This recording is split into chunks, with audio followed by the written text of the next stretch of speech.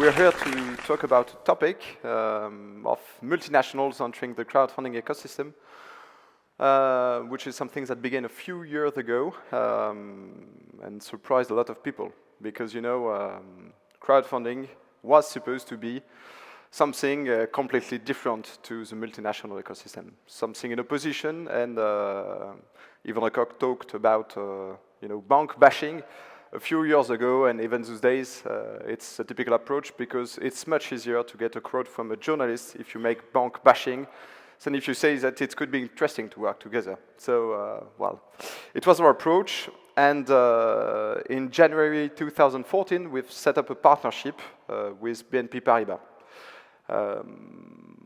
The whole idea behind that, it surprised a lot of people. They said, okay, they are the biggest bank in Europe, you are the biggest reward-based crowdfunding platform in Europe, but still, it's completely different things. What are you doing, guys? Maybe it's contrary to the philosophy of what you've set up. And these are interesting point of views, but let's go back to basics. What do we do on a reward-based crowdfunding platforms? If you look at the core thing, at the core principle, it's just digitalization of love money collection. We've not invented anything. Love money collection exists for centuries. For example, a part of the Sacré-Cœur in Paris have been built with love money. A part of the Statue of Liberty in New York also. And Shakespeare, he used to finance a part of his plays by pre-selling tickets. We often say that digital does not change things, but way of doing things. It's the case, once more, with collection of love money, because it made it much more powerful, much more useful to put it on a web platform, because you have the possibility to collect money from your friends, relatives, and fools, but also, if it works really well, if you have a great idea, to give you the opportunity to reach much other people with a lot of snowball effects thanks to social networks. So same goes with car sharing, for example. A few years ago, before it came digital, car sharing was not so easy to set up, but now it's something extremely powerful. So in fact, digital really changed it. But anyway, if you look at just at the core thing, what we do is collection of love money, there is no opposition in theory and practice between love money and bank financing. I've been, studying in a business school, and I've never heard anyone saying, okay, for your project, you should only go love money and never think about bank financing. No, no one says that. So in fact, it's just maybe a dogmatic view to think that these two worlds are in opposition, because if you look at the core thing, that's just in a pragmatic way, there is no opposition, and these are absolutely complementary things. And this is our view, and this is what we decided, and we are extremely happy to work with BNP Paribas. Moreover, most reward-based projects, crowdfunding reward-based projects, they have never been fundable by a debt, prior or after the financial crisis. This is also something which is quite often forgotten. If you look at the typical project on a reward-based crowdfunding platform, this is a random project I just took within the last ones that have been launched on Ulule yesterday. It's typical because it's a short movie. Short movies, it's about 80% of our activity. It's the biggest category. So it's someone who just wants to collect 600 euros to participate in the financing of its first short movie. These have never been fundable by a bank because there is no business model, so it's absolutely logical. And a lot of people who see an opposition between those two worlds forget that. They only think the big projects collecting millions, but they forget that reward-based crowdfunding is, most of it, a long-tail business with a lot of small projects that are just emerging, that are just beginning. And so we are a tool to help them come to life, to help them bootstrap, but we just make the first step.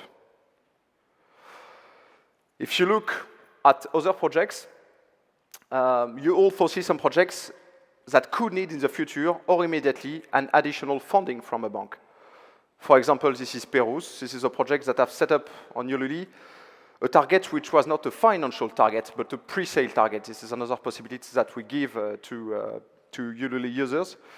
And so 1,500 people pre-purchased these shoes that are produced in Peru. And so it represents more than 100K euro financing. So typically for this project that have deeply proven that people have an interest in that and that it has the possibility to make a sustainable business, maybe it's useful to imagine a bridge with another source of funding like a bank. So our mission is to make good things happen, either for creative, innovating, or charity projects, and so we think that maybe some partners can help. Let's now look at some other things that have been set up by platforms all around the world with multinationals working with crowdfunding actors. So here you see in September 2012, for example, on Indiegogo, it was a partnership between Indiegogo, Google, and Stiftung Entrepreneurship, which is an initiative to promote entrepreneurship in Germany. And so they've set up a call for projects to help some entrepreneurship projects come to life. You see Vodafone in April 2013 on Indiegogo. They funded through their foundation, three projects that through innovation could help people improve their life. And so, for example, also in April 2015, we worked with the BNP Paribas Fortis Foundation to help charity projects that had always been rewarded by the foundation to go crowdfunding, to help them go to this step and launch crowdfunding initiatives. In those three cases, we see that crowdfunding can be a tool to improve CSR and foundation activities impact. It has a benefit for project creators because they get a booster from the partner, either in terms of visibility or in terms of cash. And there is also a label effect because when you have a quite well-known company that back your projects and say that they think it's an interesting project, it helps you get credibility and get also funding from the crowd. So everyone wins into the system. And also benefit for the company because they select projects that matters to people. It's a different way to select a project that you are going to back because it's a much more bottom-up approach.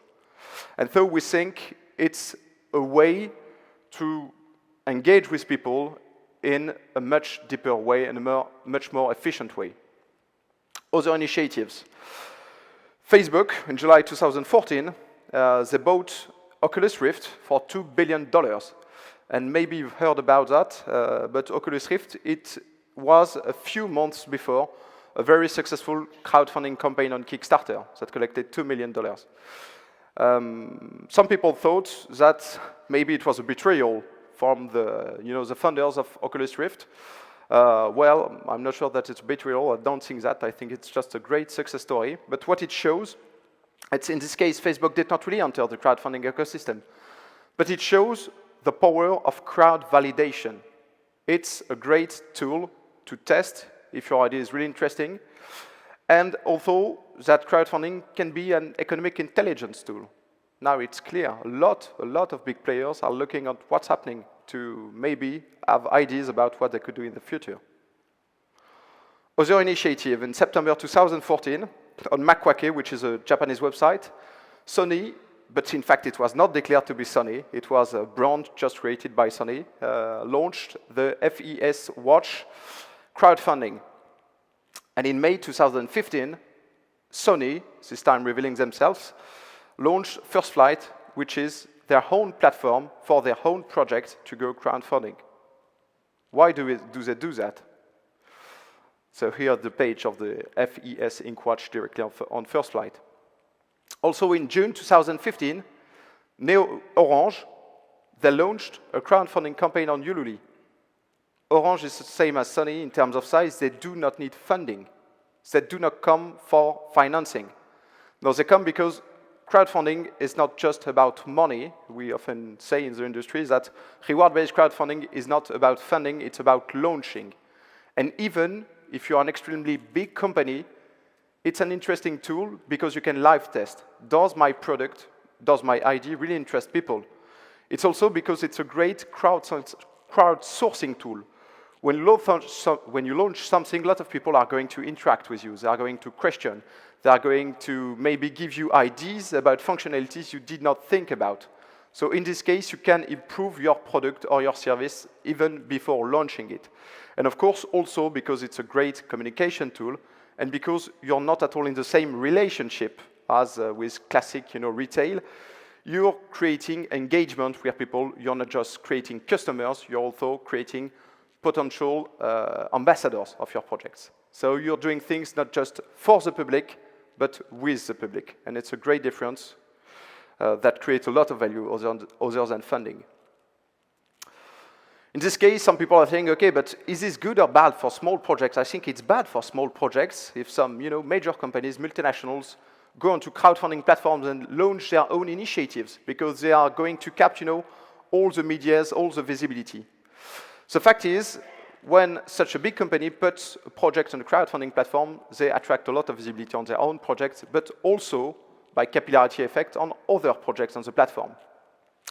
So on the crowdfunding ecosystem as a whole, the best example we get with that, and it's not even linked to major companies, is that we get at the same time close to 1,000 projects getting financed on Ulule. And the biggest category, is film and video. And so some people, since we have 100 projects in the film and video category at the same time, say, okay, I'm not going to launch onto your platform because there are too much projects, I'm going to be invisible. But if you look at the success rate, in fact, it's also in the categories where we have the most projects that we have the biggest success rate. So it means that the more people you get, the more people interested in the category, the more people go on other projects. And so, in fact, it's great to have also big companies going onto crowdfunding platforms because it's a very great help, in fact, for small projects. And something which is quite interesting, in fact, is that sometimes multinationals are not often the most successful project creators. We see that quite often. I'm not going to explain why. There are multiple reasons. It really depends on the project, but it's the case. So is it contrary to the philosophy? I already discussed a little bit about that. Our vision is that our tool is open to anyone. We've set up Ulule with precise rules, and within those rules, we say, okay, you must have a project which is either creative or innovative or charity, but we never set up a rule about the size of the project creators. So in the end, it's the crowd that decide. And it's quite interesting, in fact, because when you have in mind this opposition between multinationals and, the indies, and some people think that, already financed projects are just the fact of multinationals. No, it's not the case at all. In fact, you also have a lot of indie projects, or supposed to be indie projects on crowdfunding platforms, that are already financed. And in this case, the indies come for the same reason. They come for engagement, they come from crowdsourcing, they come for communication, and they come also to live test already. It's okay, for example, for the People Watch that EP already talked this morning. The second version of the People Watch, they did not need the funding. They did not do that for the funding. And in the mind of most people, this is definitely an indie project. Same, for example, with Conan, which is much less well-known. We are in the board game industry. I know that Belgian people love board games. In fact, it's a project that comes from Europe that launched on Kickstarter that collected $3 million. It was already financed, it was already prototype, it was already an available and playable version. And most people do not do that, but they invested 150,000 euros in communication for their campaign. They did not come for the funding, they come for all the snowball effects of communication. And in fact, it's also an indie project. So in fact, this philosophic question, bigs versus indies, and some coming for some reasons and the other for the other, we see that no, it's not the case, in fact. Indies also do the same. Another quite different initiatives, but it's interesting, is that by working together, we create also new things. With Hello Bank in France, this is a French and Italian version of Hello Play, because you have a different version in Belgium. We've launched with them, they've launched Hello Play, which is a platform on which you can, connect with either Deezer or Spotify or SoundCloud. You stream music, you have coins, and then you can invest those coins in projects, and the monetary conversion between coins and money is done by Hello Bank. So it's musical crowd sponsoring. The more you listen to music, the more you can back music projects. It works with Ulule API. So behind that, these are musical projects which are featured on Ulule and on Hello Bank. And it's something new. We could not have created that without working with a partner that is Hello Bank. And we think it's a great initiative that makes a lot of sense for the musical industry. So beyond the opposition, working together also participates in creating new things. And I'm an entrepreneur, and so definitely there is something sure. When you want to create something new, when you want to innovate, you only have to begin doing something. Just test, iterate, test, iterate, test, iterate. And it's when you have done things that maybe when you look back, you are going to realize that you innovated. But basically, when you launch, you did not know that if you were going to do an innovation. And working together, creating new things is a great way to innovate. There are some risks, of course. Maybe crowdfunding, reward-based crowdfunding could become, the teleshopping of the 21st century. When I look at the Cooler Scooter video, maybe you look at that too. Definitely, it looks like a little bit of the teleshopping of the 21st century. But as long as we maintain, we keep having a long tail of projects on crowdfunding platform, I think that this risk is not too high. And of course, we should not become only a crowdfunding platform instead of a financing launching platform. So we must keep a high diversity of projects. But the biggest risk, definitely for reward-based crowdfunding, is to remain too small. We should not lie about that. We are still extremely small. Ulule in 5 years is just 40 million of funding. The great news is that almost half of it happened in the last 12 months. But still, it's extremely small.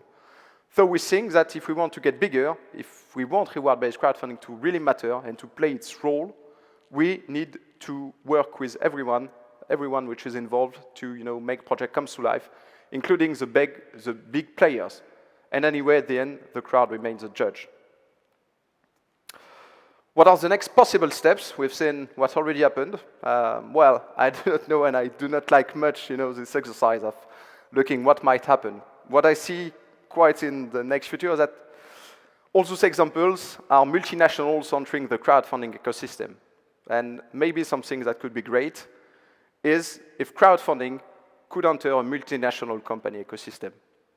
And well, maybe you've heard about it. We've worked quite a lot of that with our partners of Hello Bank, and so just launched a few days ago. HelloCrowd, hellocrowd.be, is a reward-based crowdfunding platform within Hello Bank ecosystem, within Hello Bank web ecosystem, which work also with Ulule API. We've worked together to set it up.